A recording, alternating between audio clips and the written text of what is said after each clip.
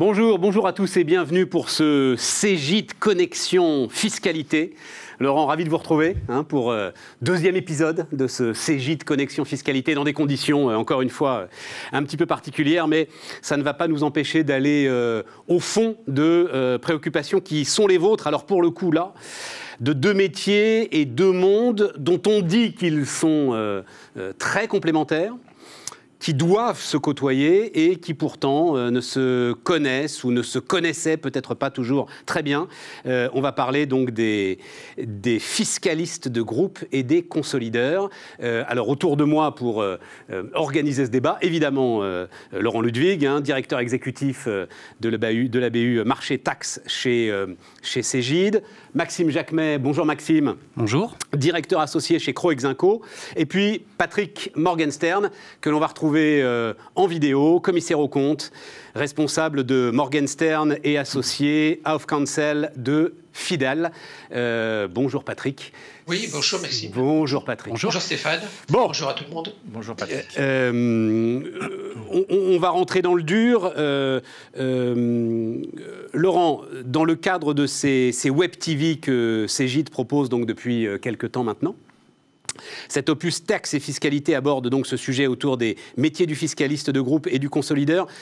C'est pas évident visiblement de faire collaborer ces deux entités alors que c'est nécessaire, voire même vital, c'est ce que vous dites aujourd'hui, à la bonne performance de l'entreprise. Donc, afin que tous ceux qui nous regardent puissent prendre la mesure de sujet, est-ce qu'on peut le poser justement le sujet? Exactement, quel est le sujet? De quoi est-ce qu'on va parler? Oui, effectivement, c'est un sujet qui ne date pas d'aujourd'hui, cette relation, cette collaboration entre les fiscalistes et les consolideurs. Pour autant, les enjeux financiers sont considérables et sont de plus en plus considérables. Donc, nous n'avons pas la prétention, en une heure d'émission, de répondre à toutes les questions que peuvent se poser les professionnels. Mais en revanche, on a bien l'intention, à travers cette émission, un certain nombre de formations dont je parlerai plus tard, d'apporter notre pierre à l'édifice. Et pour cela, on est associé à deux éminents spécialistes pour l'intégration fiscale, Patrick Morgenstern et Maxime Jacquemet pour la partie consolidation. Et d'ailleurs, vous proposez tout un programme de formation métier avec Patrick et avec Maxime entre maintenant et la fin de l'année. Absolument, qui vont s'adresser aux directions financières, de la consolidation, de la fiscalité, comptable, et évidemment aux entreprises qui consolident. Puisque je vous le rappelle que la consolidation, il faut avoir au moins deux sociétés pour consolider. Si vous êtes mono-entreprise, évidemment, vous ne consolidez pas. C'est la même chose pour l'intégration fiscale. Donc, nous avons prévu un parcours de formation relativement ambitieux, qui sera 100% digital. Évidemment, au regard du contexte, nous avons préféré, et je pense que nous avons eu raison, anticiper le sujet. Donc il y aura 4 sessions. Les 2 premières, sous forme de vidéo, seront animées par Maxime. Et les 2 suivantes, sous forme de webinaire interactif, seront en direct live, animées par Maxime et Patrick. Donc je vais les énumérer. Les grands sujets. Voilà, les grands sujets. Donc le premier sujet, appréhender les grands principes de la consolidation. Deuxième sujet, comprendre et appliquer les impôts différés en consolidation, hors régime de l'intégration fiscale. Troisième sujet, comprendre et appliquer les impôts différés en consolidation, mais dans le contexte de l'intégration fiscale. Et puis enfin, quatrième et dernier sujet, maîtriser la déduction fiscale des charges financières nettes dans les groupes intégrés. Voilà, ce sera également une session live interactive. 2h30 de session à chaque fois, vous proposez. 2h30 de session à chaque fois. Et on a vraiment l'ambition de faire des parcours de formation extrêmement interactifs avec toute une série de cas pratiques. Et donc, on invite d'ailleurs les professionnels parce que l'idée, c'est vraiment de participer à la collaboration de ces deux mondes. Et donc, nous invitons tous les professionnels, s'ils le peuvent, à y participer en binôme, le fiscaliste et le consolideur. Alors justement, rentrons dans le dur. Comment est-ce que vous définiriez la fonction de fiscaliste et de consolideur? Patrick, je vais me tourner vers vous d'abord. Fiscaliste de groupe, un vaste sujet. D'abord, son objectif, évidemment, c'est de déterminer la juste charge fiscale du groupe, c'est-à-dire de faire en sorte que le groupe ne paye pas trop d'impôts, mais qu'il en paye évidemment assez, à proportion évidemment de ses capacités contributives, bien évidemment. Le fiscaliste de groupe également, il assure les relations avec les administrations fiscales en permanence. Et en fait, cette tâche est très large. Elle a une dimension internationale dans beaucoup de groupes, puisque beaucoup de groupes ont des filiales à l'étranger. Et dans beaucoup de groupes, eh bien, les fiscalistes de groupe travaillent en relation avec des correspondants. De même, les fiscalistes de groupe, en fait, agissent sur les différents types d'impôts, quels qu'ils soient, du moment qu'il s'agit de fiscalité. Alors, en fait, pour aujourd'hui et pour les sujets qui nous intéressent, on est plus limité, on se focalise sur l'impôt sur les sociétés plus particulièrement, et en particulier la fiscalité des sociétés françaises, et notamment le régime de groupe, le régime de l'intégration fiscale. Ça sera ça, en fait, le champ d'application, évidemment, des sujets qui vont nous intéresser, et notamment des séminaires qui sont prévus.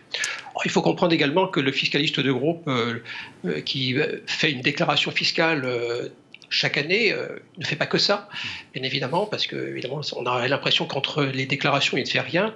En fait, le fiscaliste de groupe est occupé à plein temps, toute l'année, puisque à chaque fois qu'il y a des opérations qui ont lieu dans le groupe, le fiscaliste de groupe est mobilisé par la direction générale, souvent, pour chiffrer du point de vue fiscal, les différentes opérations qui vont être réalisées. Par exemple, un groupe qui va acheter une filiale, eh bien, on va s'interroger pour savoir par quelle société du groupe cette filiale va être achetée. Le fiscaliste de groupe devra répondre très rapidement donc, au coût fiscal et aux avantages, aux inconvénients de chaque voie qui pourrait être imaginée. Bien, Maxime, consolideur. Alors très brièvement, pour ceux qui ne seraient pas familiers de cette discipline... La consolidation. Je sais qu'il y en a. Dites la conso. La conso ou la consolidation, ça consiste à produire un jeu de compte unique donc pour un groupe qui est constitué à minima de 2 sociétés, donc qui ont des liens capitalistiques entre elles, qu'elles soient basées en France ou à l'étranger, comme si l'ensemble ne formait qu'une seule et même entité. Tout en privilégiant ce qu'on appelle l'approche économique. La consolidation, c'est une obligation légale, donc pour les groupes qui dépassent certains critères, comme le chiffre d'affaires, le nombre de salariés ou le total bilan. Et elle est également obligatoire pour les groupes qui sont cotés en bourse. La fréquence de production, alors à minima, c'est annuel pour l'ensemble des groupes. Et pour les autres groupes qui sont cotés en bourse, fonction de leur compartiment de cotation, vous pouvez avoir des consolidations qui seront semestrielles, trimestrielles, voire mensuelles, mais là, plus pour des besoins de gestion. Donc dans son quotidien, le consolideur, comme le fiscaliste, est informé et prépare tout au long de l'année les différentes opérations qui peuvent intervenir dans le groupe dans lequel il intervient. Puis, la consolidation, le processus de consolidation démarre une fois que l'ensemble des comptabilités des filiales ont été arrêtées. Et donc, la première étape consiste à collecter l'ensemble des données des filiales, essentiellement financières. Puis, le consolideur opère un certain nombre de retraitements, d'harmonisation des méthodes de comptabilisation, d'élimination des opérations intragroupes, de conversion des entités qui sont en devises étrangères, etc., etc. Et à la fin, la consolidation est auditée, puis publiée.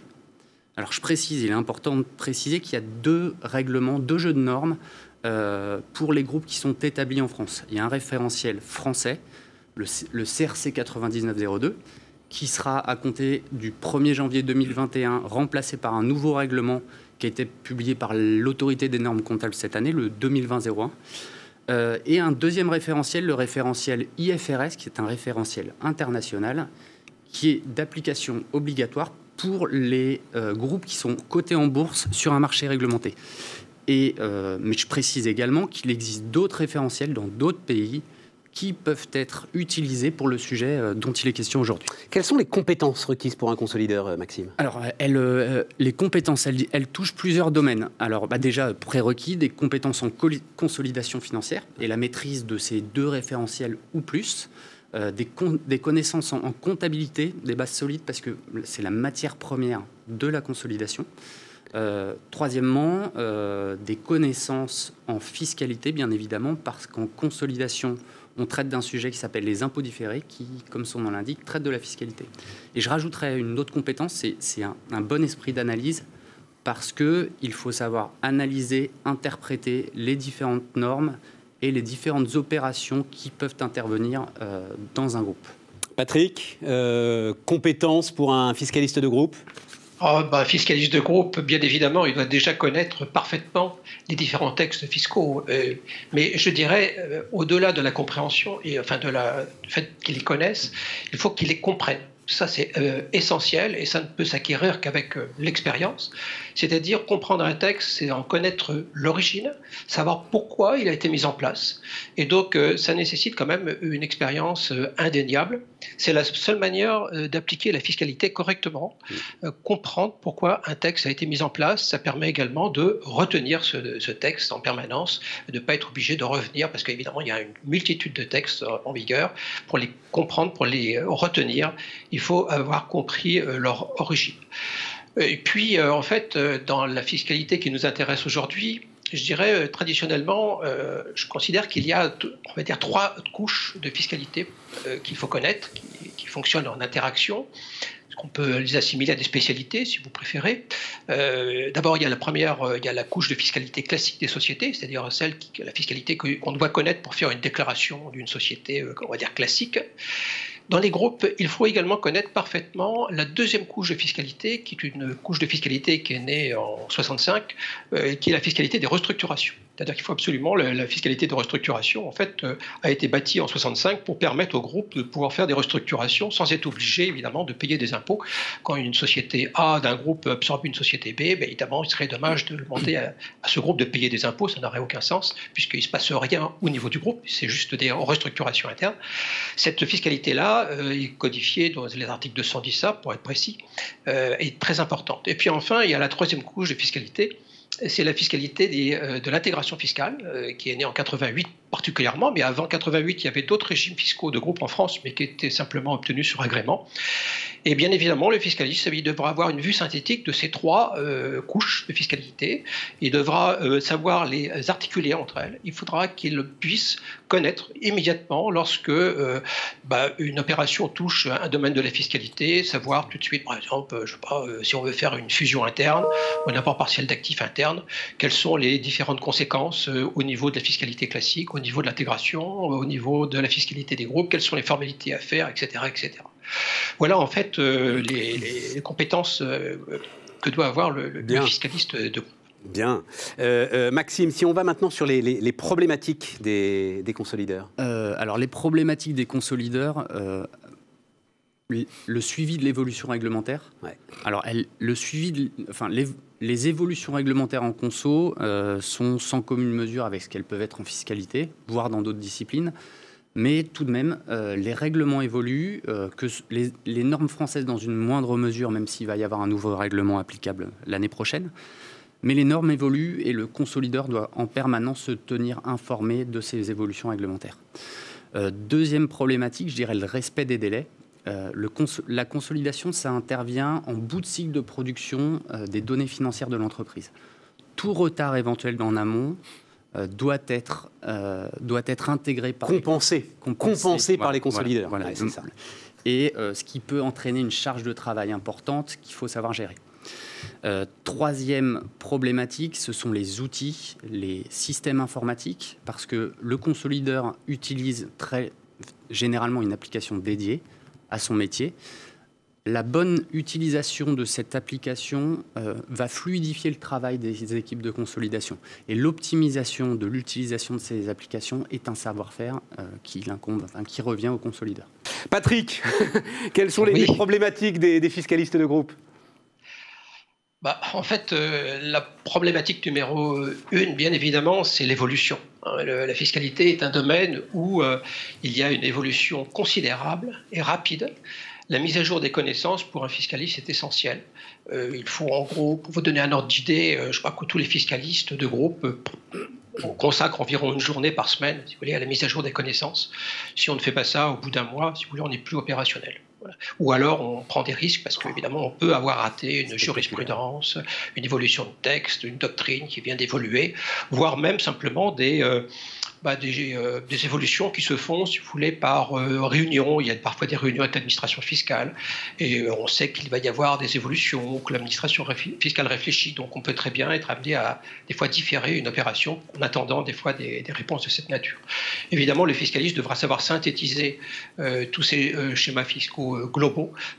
Et ça aussi, c'est une difficulté propre au fiscaliste, je crois, c'est qu'il faut à la fois qu'il ait un sens du détail et à la fois un sens de la globalité.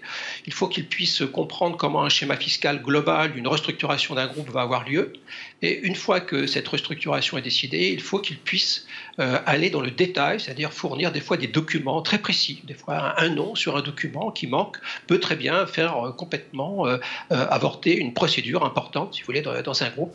Donc ce lien entre le détail et le global est absolument essentiel et, à mon avis, peut-être l'une des tâches les plus difficiles à remplir. Patrick, rentrons effectivement dans le dur de cette session. Consolideurs et fiscalistes de groupe ne se connaissent pas bien, c'est ça ? Ils ne se connaissent pas très bien, effectivement. Alors, il y a eu une évolution qui est intervenue depuis un certain temps, si vous voulez, qui est... Alors, le problème, c'est cette liaison entre ces deux services. Oui, alors, allons-y.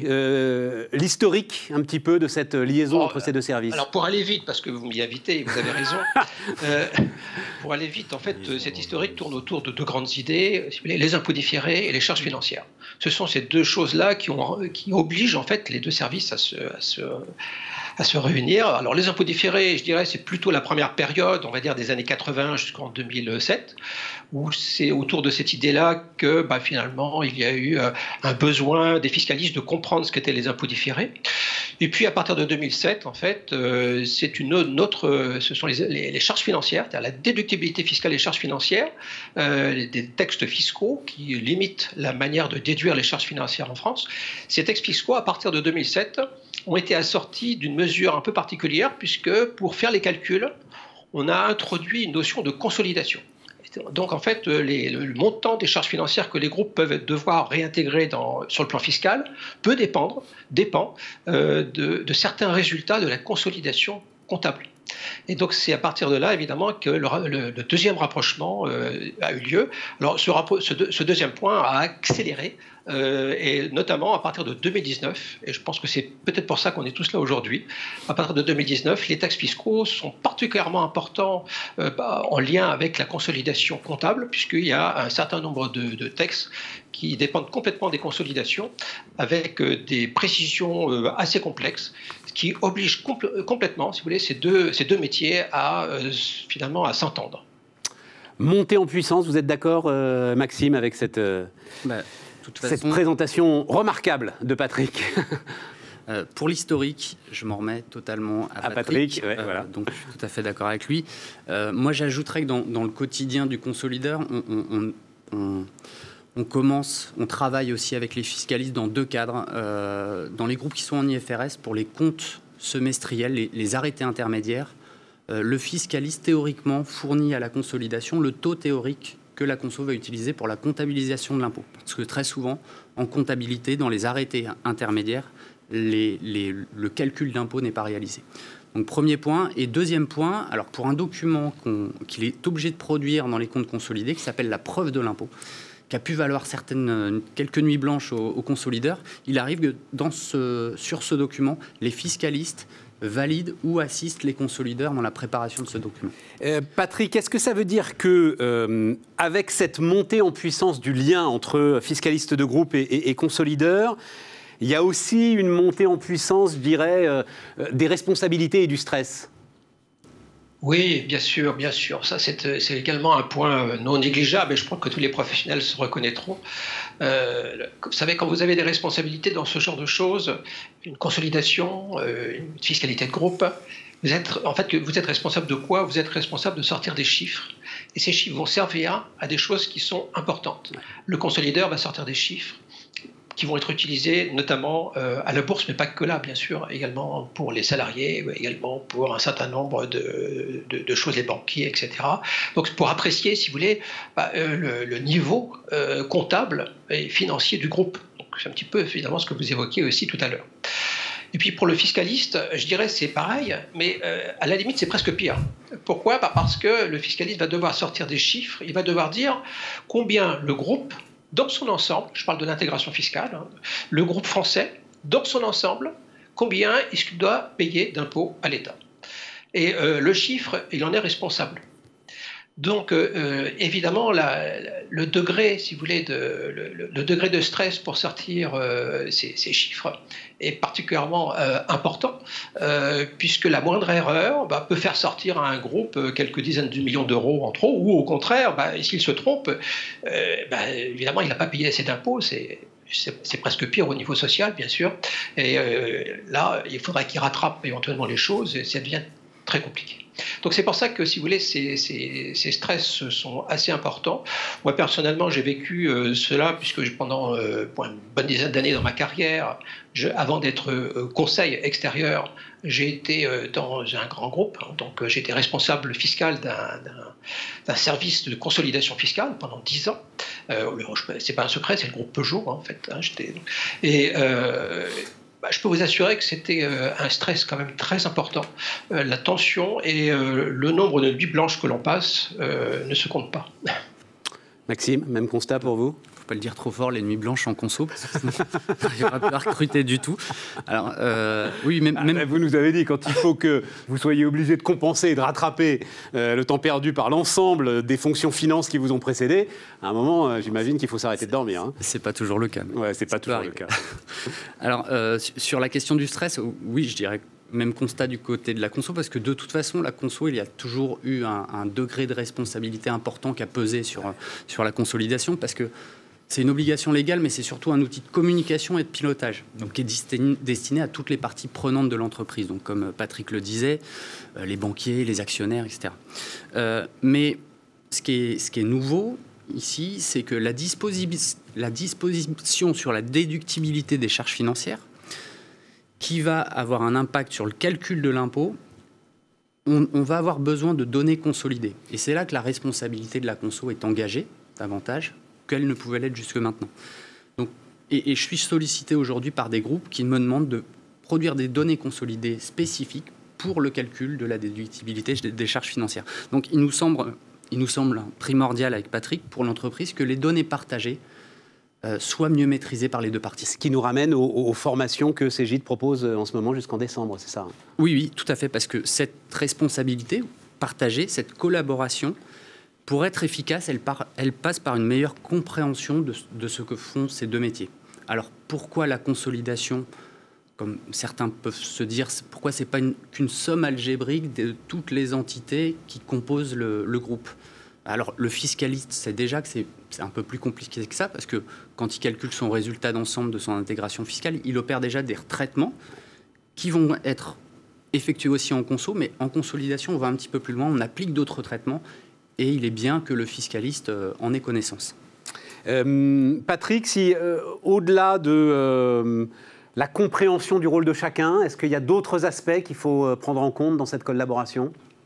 Bien sûr, je pense notamment à l'aspect technique des choses. Les articulations techniques sont extrêmement importantes. Le fiscaliste va avoir des questions très précises sur les sujets. Il va donc interroger le consolideur et de fait, il va falloir qu'ils aient un langage commun pour qu'ils puissent se comprendre. Donc le lien, je dirais, principal, c'est un lien d'ordre technique. Et c'est notamment pour cela d'ailleurs que ces formations existent, parce qu'il faut bien qu'à un moment donné, si vous voulez, après les réunions, les discussions générales, etc., il faut qu'à un moment donné, la technique parle, puisque ce sont des métiers très techniques, il ne faut pas l'oublier. Et même si les responsabilités sont importantes, c'est quand même des métiers techniques. Et on peut dire qu'à un moment donné, tout va reposer sur des détails.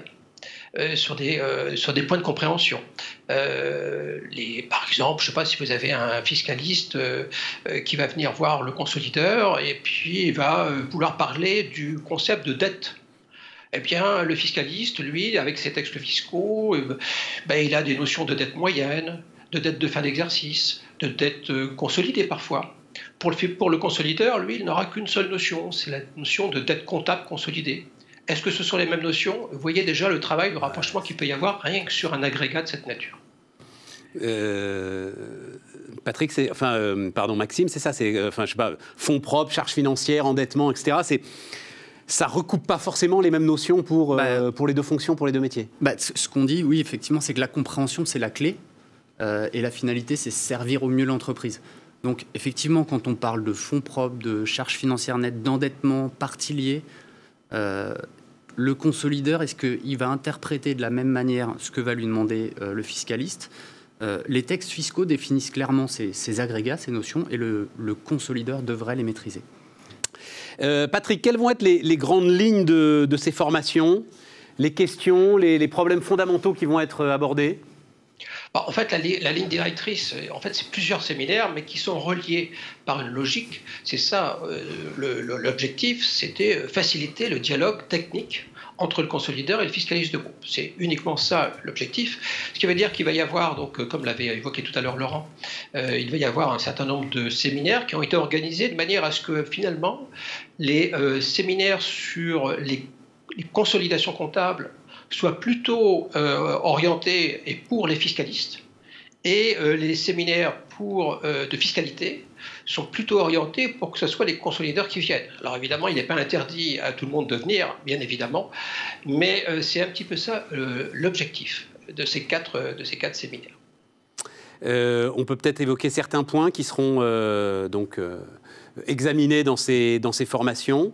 Le premier séminaire, Maxime, je crois qu'il concerne la consolidation, justement. Oui, alors le premier séminaire, ça sera un séminaire d'initialisation à la pratique des comptes consolidés. Donc j'animerai ce séminaire. L'une des thématiques qui nous semble essentielle à aborder dans ce séminaire, il y en aura d'autres, on en parlera sûrement après, c'est la problématique qui est liée au périmètre. Alors le périmètre, j'explique rapidement ce que c'est. Le périmètre, c'est quelles vont être les entités, les sociétés qui vont rentrer dans la consolidation du groupe. En consolidation légale, on a des règles qui nous disent que dans le périmètre, on englobe les entités que l'on contrôle de manière exclusive et qu'on va consolider selon la méthode de l'intégration globale, mais aussi les entités sur lesquelles on a un contrôle conjoint ou sur lesquelles on exerce une influence notable, qu'on va consolider selon la méthode de la mise en équivalence. Ça, c'est la consolidation légale. Il y a une disposition dans la déduction, dans le calcul de la déduction des charges financières qui s'appelle la clause de sauvegarde. Cette clause de sauvegarde permet d'obtenir un complément de déduction des charges financières qui n'est pas négligeable, mais qui nécessite de produire des données consolidées. Donc, je vous disais, c'est ça qui est inédit. Mais ces données consolidées, elles doivent répondre à des règles qui vont être différentes de celles de la consolidation légale. Je prends un exemple. Donc, le périmètre, concrètement, on nous dit qu'on ne doit retenir que les entités en intégration globale. C'est une info qu'on n'a pas en conso, qu'on peut avoir en conso, mais qui demande un travail complémentaire. Autre particularité... C'est une info, en revanche, que le fiscaliste, lui, a. Alors, le fiscaliste sait que le consolideur doit produire le périmètre qui ne retient que des intégrations globales. Cette information, c'est le consolideur qui peut lui la apporte fournir au fiscaliste. Autre information qui nous est dit dans ce périmètre de consolidation fiscale, c'est qu'il doit se situer au niveau de la société mère la plus haute, ultime, société consolidante ultime. Et qu'on exclut donc de fait les paliers de consolidation intermédiaire. C'est un cas assez fréquent qu'on rencontre dans pas mal de groupes. Prenons l'exemple d'un groupe coté en bourse, donc qui a l'obligation de produire des comptes consolidés qui vont être publiés, qui a des problématiques de charges financières. Ce groupe-là, pour le calcul de sa déductibilité, s'il est détenu par un autre groupe, ce qui arrive fréquemment, la consolidation pour le calcul de son ratio d'autonomie financière, si on rentre un peu dans le détail, elle devra venir du palier du dessus, de la consolidation ultime. Et ça, encore une fois, je vous garantis qu'en tant que praticien, on touche à un niveau de complexité pour ce qui est de la récupération de l'information. Je ne vais pas vous contredire là-dessus. Voilà. Je ne vais pas vous contredire là-dessus. Donc, le fiscaliste sait très bien, connaît ces textes, mais le consolideur va devoir les connaître aussi pour qu'il y ait une circulation de l'information qui soit plus fluide. Compte tenu de l'objectif recherché, Patrick, vous diriez que ce premier séminaire doit intéresser particulièrement les fiscalistes ? Bah oui, pour rebondir sur l'exemple de Maxime, le périmètre, oui, le législateur exige que finalement, ça soit des périmètres composés de sociétés qui sont intégrées globalement dans la consolidation. Mais déjà, la première question, c'est pourquoi ? Pourquoi le législateur a fait ça ?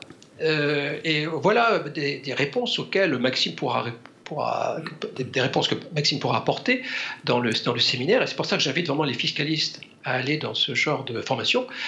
Pour encore mieux comprendre, vous savez, c'est cette notion de compréhension dont je vous ai parlé tout à l'heure, qui est extrêmement importante. Le fiscaliste, il doit comprendre pourquoi le législateur lui demande ça. Parce que là, pour l'instant, le législateur, il nous dit il faut des consolidations uniquement composées de sociétés par intégration globale. Donc le fiscaliste, il va un petit peu tout penaud voir le consolideur pour lui dire j'ai besoin de ça. Le consolideur va lui demander mais pourquoi que l'intégration globale ?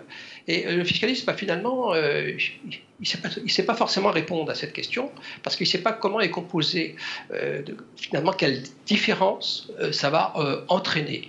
Donc, par conséquent, si vous voulez, je crois qu'il est extrêmement important qu'à un moment donné, les uns se forment un peu à la spécialité de l'autre. Ça me paraît essentiel. L'autre point important, je crois, de ce premier séminaire, Maxime, c'est les retraitements de consolidation. Oui, alors au cours du séminaire, on va effectivement aborder ce sujet des retraitements de consolidation, donc qui sont partie intégrante de la conso. Donc très globalement, je vais en distinguer 3 grandes familles. Les retraitements de consolidation à proprement parler. Alors, je vais en énumérer quelques-uns. Le retraitement des contrats de location ou location-financement, la constatation des engagements de retraite toute fin de carrière, les mises à juste valeur, les écarts d'acquisition dans le cadre de regroupement d'entreprises, etc., etc. Première grande famille de retraitement. Deuxième type de retraitement, ce sont les opérations l'élimination des opérations intragroupes. Dans un groupe consolidé, vous avez souvent des filiales qui se revendent des marchandises, qui se revendent des immobilisations en faisant une plus-value, qui se versent des dividendes, qui remontent des dividendes.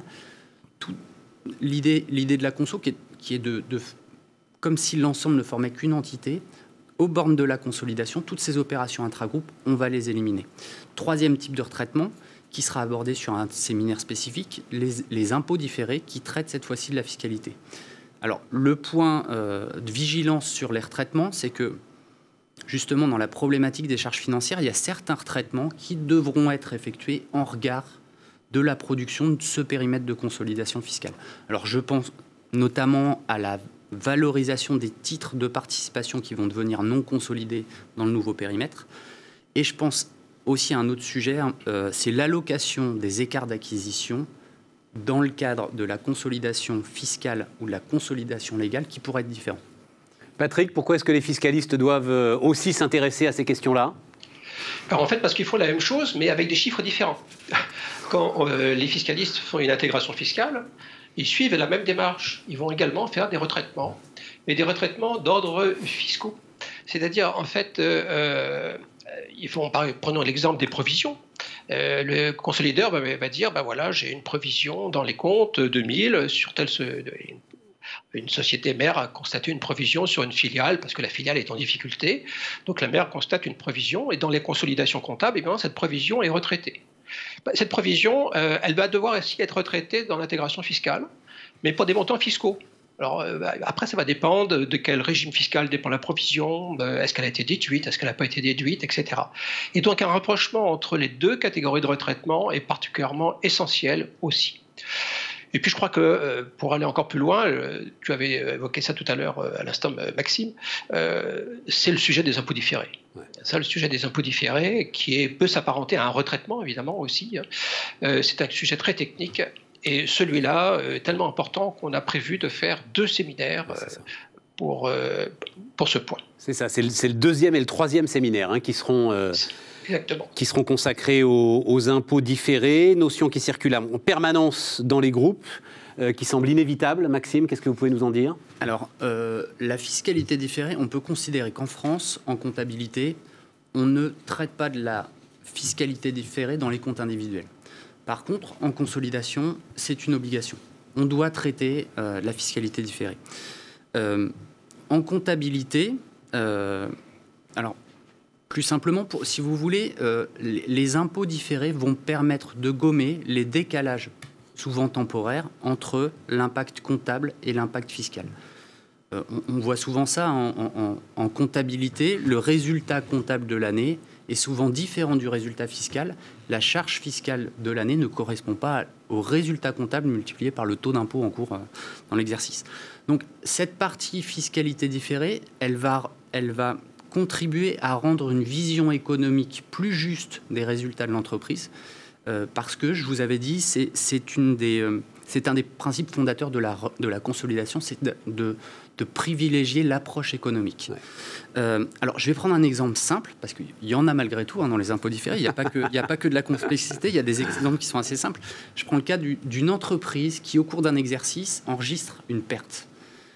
Donc, lorsque l'entreprise enregistre une perte, elle ne comptabilise pas d'impôts, ni elle ne paye pas de charges d'impôt. Mais fiscalement, cette perte qu'elle réalise sur l'exercice, elle pourra l'utiliser par la suite et obtenir une réduction de son impôt sur les années suivantes. En consolidation, si certaines conditions sont réunies, on va comptabiliser dès l'année de la perte un produit futur d'impôt, c'est la couche impôt différé, et donc l'événement comptable, événement fiscal qui sont rapprochés par les impôts différés. Patrick, qu'est-ce que les mêmes questions, qu'est-ce que les fiscalistes doivent retenir de tout cela? Pourquoi est-ce que ça doit absolument les intéresser? Un mot, le taux effectif d'impôt. C'est une notion qui finalement est de plus en plus utilisée par toutes les directions. Et le taux effectif d'impôt, si vous voulez, tient compte, pour le calculer, tient compte des impôts différés. Pourquoi? Tout simplement, si vous voulez, c'est pour donner plus de rigueur au raisonnement. Quand vous avez, par exemple, dans des comptes, un montant d'impôt qui figure, bien un lecteur non attentif et non expérimenté va penser que finalement, c'est de l'impôt qui est payé immédiatement. Il peut avoir raison, bien sûr, dans pas mal de situations, mais on a estimé que s'en tenir à cette notion de l'impôt était un peu juste et manquait de rigueur.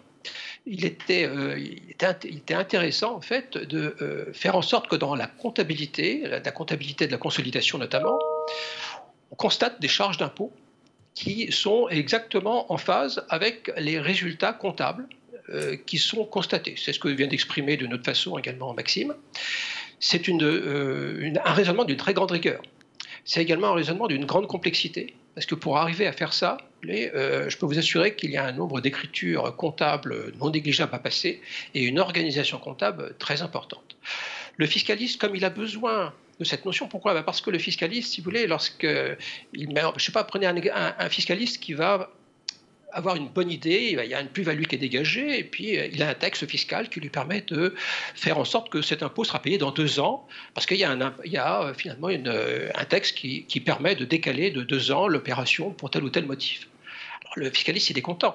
Il a bien fait son travail, puisqu'il fait gagner 2 ans de trésorerie à sa société. Eh bien, avec les impôts différés, on ne va rien voir. Avec les impôts différents, on va ramener la charge fiscale qui sera payée dans 2 ans, on va la ramener tout de suite parce que la plus-value sera déjà constatée. Donc autrement dit, le travail du fiscaliste, une bonne partie du travail du fiscaliste disparaît dans les comptes, et bien évidemment, le fiscaliste doit être au courant de tout cela pour qu'il puisse bien évidemment communiquer convenablement évidemment l'intérêt de son travail et également surtout l'effet de son travail à sa direction générale. Donc cette notion, vous voyez, est très importante également pour le fiscaliste. Il n'aura pas le travail technique à faire, c'est le consolidateur qui va le faire. Je peux vous assurer que c'est un travail technique très complexe, mais il est absolument intéressant que les fiscalistes viennent dans ces séminaires pour qu'ils voient comment finalement se déroule le mécanisme, pour qu'ils comprennent beaucoup mieux la situation. 4e séminaire, Patrick, tu peux nous en dire quelques mots? Charges financières, traitement fiscaux des charges financières? Alors, les charges financières, si vous voulez, c'est un sujet qui est monté en puissance depuis quelques années, notamment depuis 2007, qui provient, si vous voulez, en fait, d'une idée européenne. En fait, c'est une norme européenne qu'on appelle ATAD, qui est connue sous le nom de ATAD, qui finalement précise que les charges financières ne peuvent pas excéder un certain niveau par rapport à l'excédent brut d'exploitation. Enfin, autrement dit, à l'EBITDA, ce qu'on appelle l'EBITDA sur un terme technique. Je suis désolé de prendre des termes techniques. Oh ben non, mais il va bien celui-là. Attendez, vu le niveau de complexité où on a été, vous inquiétez pas, l'EBITDA, je pense que ça va bien. Voilà. Et donc, c'est un pourcentage de cet EBITDA qui forme en quelque sorte le niveau de déductibilité des charges financières. Mais évidemment, ça, c'est la base. Et à côté de cela, il y a tout un nombre de textes qui permettent effectivement, dans tel cas ou dans tel cas, de déduire un peu plus, de déduire un peu moins. Mais la base, c'est quand même un pourcentage de l'EBITDA qui finalement est une règle générale dans toute l'Europe. Et évidemment, il y a des exceptions pour les PME, etc. Et donc, en France, on a mis en place ce texte dès 2019. On aurait pu le mettre en place un petit peu plus tard. On a mis en place ce texte dès 2019. Ce texte est très volumineux. Il est technique, complexe. Il fait appel très fortement à la notion de compte consolidé.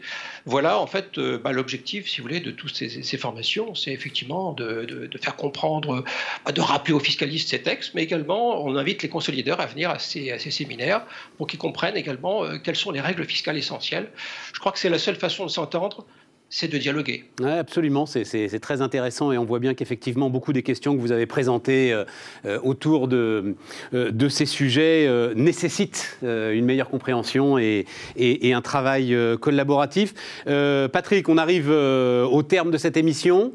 Qu'est-ce que vous pourriez dire en conclusion ? Je crois qu'on l'a vu. Il y a d'énormes responsabilités qui pèsent sur les professionnels, les consolideurs, les fiscalistes. Ces professionnels ont des responsabilités importantes, ont des obligations techniques, ils ont un poids, ils ont besoin, si vous voulez, de partager ce poids, ils ont besoin de comprendre les aspects techniques, ils ont besoin de partager leurs problèmes techniques. Eh bien, Maxime et moi-même, on va se faire un plaisir, si vous voulez, de les aider, évidemment, dans la mesure de nos capacités, mais je pense que de ce point de vue-là, on a quand même une certaine expérience. Et bien évidemment, ces personnes sont les bienvenues dans ces séminaires pour qu'on puisse essayer de faire évoluer la sécurité dans leur groupe. Dans la mesure de vos capacités qui sont importantes, Patrick. Pardon, Maxime, ajoute un mot. Non, mais pour ma part, je rajouterais effectivement qu'avec Patrick, on souhaite incarner ce rapprochement, cette complémentarité qui peut y avoir entre nos deux métiers. Et la preuve que c'est possible, c'est que nous venons d'échanger avec Patrick tout au long de cette émission. Ouais, absolument. Laurent ? Eh bien, quelques éléments de conclusion. C'est notre ambition, à travers ces formations, d'essayer de rapprocher ces deux mondes. La mise en place de passerelles collaboratives entre les consolideurs et les fiscalistes ont souvent ressemblé à un véritable serpent de mer, voire à des batailles dignes de Don Quichotte. Donc, en toute modestie, on va tenter d'apporter notre pierre à l'édifice, mais on n'y arrivera que si véritablement les deux mondes souhaitent travailler main dans la main. Ouais, c'est ça. Parce que aujourd'hui, le sujet, c'est que la consolidation est la matière reine dans la direction financière. Pourquoi est-ce qu'elle est la matière reine ? Alors, je parle pour les grands groupes en particulier, tout simplement parce que c'est la consolidation qui donne les résultats annuels. Et dès qu'elle a donné les résultats annuels, eh bien, les financiers partent en roadshow. Et comme l'a dit Patrick en liminaire, on a toute la mécanique boursière qui se met en place derrière. Et donc, cette aura autour du résultat annuel, à mon avis, participer au fait que les consolideurs souvent considèrent qu'ils sont un peu au-dessus du panier. Et ce sujet est d'ailleurs très, très sensible dans les grands groupes. On avait, je parle sous le contrôle de Maxime, on avait, il y a encore quelques années, des délais relativement raisonnables pour donner les résultats, courant janvier, début février. Maintenant, on est passé il y a quelque temps à ce qu'on appelle le fast close. Donc le fast close, c'est 10-15 janvier. Et maintenant, il y a certains groupes, c'est le hard close. La consolidation doit donner les chiffres le 2, le 3 ou le 4 janvier. Alors peut-être qu'un jour, il faudra travailler le 1er janvier. Donc ça a peut-être un peu... ça a participé au fait que les consolideurs se sentent peut-être un peu investis d'une mission supérieure à celle des fiscalistes. Mais bon, on va y arriver. J'espère que c'est pas mon cas encore. Hein, vous êtes, vous êtes le primus inter pares. Hein, voilà, je suis très très fier d'avoir animé cette émission à vos côtés. Laurent, comment est-ce qu'on fait pour participer aux formations avant de se quitter? Alors d'abord, c'est des formations qui sont destinées aussi bien à nos clients qu'à tous nos prospects. Donc il y a deux points d'entrée. Il y a le site Cegid, www.cegid.com, et on a aussi un store, un Cegid Store, www.cegidstore.com. Les vidéos relatives aux sessions S1 et S2, les 2 premières sessions, peuvent être consommées à la demande, et nous proposons plusieurs dates puisqu'il y a un côté interactif pour les S3 et les S4, et si ça se remplit comme nous l'espérons, si nous avons le succès escompté, nous proposons de nouvelles dates. Voilà, merci Laurent, merci Maxime, Patrick, merci. On vous salue. Merci. Merci à vous, merci de nous avoir amenés sur ce chemin qui, c'est vrai, est très très intéressant, passionnant. Merci à vous d'avoir suivi donc cette session, ce Cegid Connexion de la BU Tax, et portez-vous bien.